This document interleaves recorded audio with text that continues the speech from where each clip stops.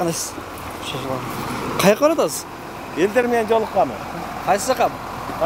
Баткен? Қай қарасыздар? Иә. Мен азыр бұйырса. Қайсы жаққа жүресіңіздер? Баткен? Журналист болсын. Коллегаларыңыз қайға кетті? Сіз неге барбадыңыз? Иә. Коллегаларыңыз қайға кетті? Сіз неге барбадыңыз?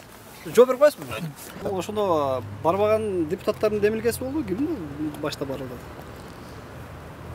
Жо, депутаттардан эме фракциялардан барган депутаттар кимдер? Ошондо бир 10 чакта депутат кетти, калгандар барды, барып келгендерби? Жо, көпчүлүгү барып келгендер. Мен барып келгем. Бирок бул жакта дагы жанагы эгерде кандай бир чукул мыйзамдарды кабыл алыш керек болсо, бюджетти өкмөт алып келсе, дароо акча бөлүп бергенге бул жакта дагы добуш керек да. Ошон үчүн мындай депутаттар акылдашып, мындай барчылар кетишти. Барбачылар ушул жерден жанагы мыйзамдарды өзгөртүп, азыр 3-4 мыйзам келет. Ошо чек арадагы айылдарды колдоо боюнча, каражат бөлүү боюнча жалпысынан ошондой жыйын болду да. Бул ташкенттин катышуусунда жабык жыйын болбодубу? Жалпы бүгүнкү абал кандай деп? Эми Камчыбек Кыдыршаев ушул жанагы болгон окуяларды айтып берди, ушундай деп. Суроо жооп болгон жок ал киши менен. Ал киши кайра президентте жыйын болот деп кетти. Мындай жабык эшик артында мындай акыркы соңку окуяларды айтып берди да.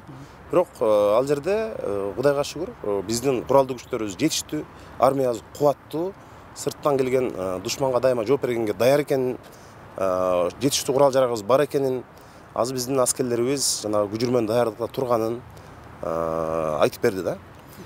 Жанар мырза, өзүнчө бир суроо болсун, ушул жанагы сиздин айрым кесиптештериңиз жанагы 50 000 сомдук аскер салыгын 500 000 сомго чейин көтөрүүнү сунуштады. Бул кандай болуп калат? Бул эгер сунушка пикириңиз кандай? Эми депутаттар ар ким ар кандай сунуш берген көздөрүнүн укугу бар.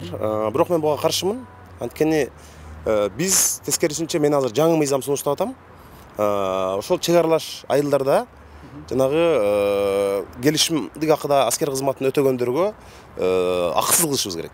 500 000 сом эмес, азыр 50 000 сом болсо, мен сунуштап аткан мыйзамда тескерисинче 1 сом акча чек аралаш аймакта жашаган айылдарда жашагандар 1 айлык аскерлик даярдыктан өтөбүз десе, тескерисинче акысыз болуш керек.